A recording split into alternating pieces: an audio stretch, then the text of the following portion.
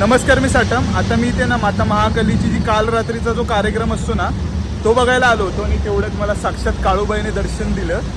राहुल साहेब, तुम्ही खूप खुश होणार आहे हा व्हिडिओ बघून. इथे आजी सुद्धा आहे, त्या देवीचं हे सर्व करतात. तुम्हीच सांगा कुठली कुठली देवी आहेत ते सांगते ना.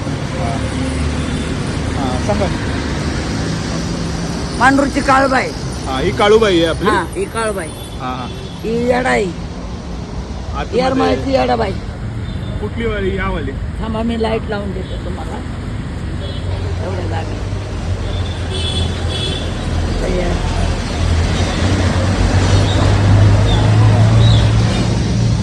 ही अंबाबाई बघा.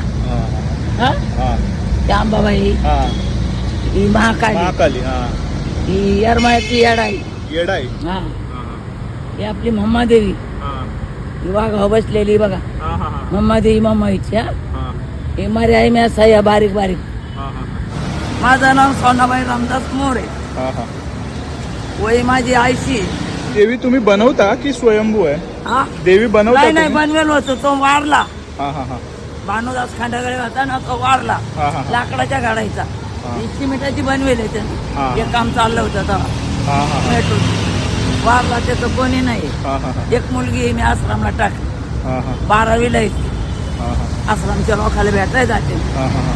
काळबाईच नाव ठेवलं त्यानं. एकच मुलगी जाते. तुमचा मुलगा होता म्हणजे? नाही, असा बाजूवाला मांडलेला भाऊ मांडलेला होता.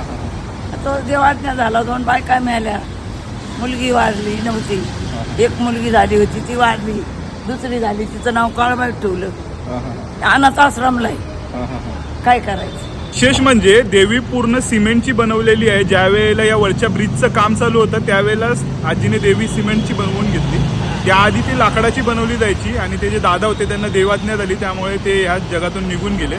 त्यामुळे देवी कोण बनवणार? पण साक्षात जी डेव्हलपमेंट झाली त्यामधूनच देवीची सुद्धा निर्मिती झाली असं म्हणू शकतो.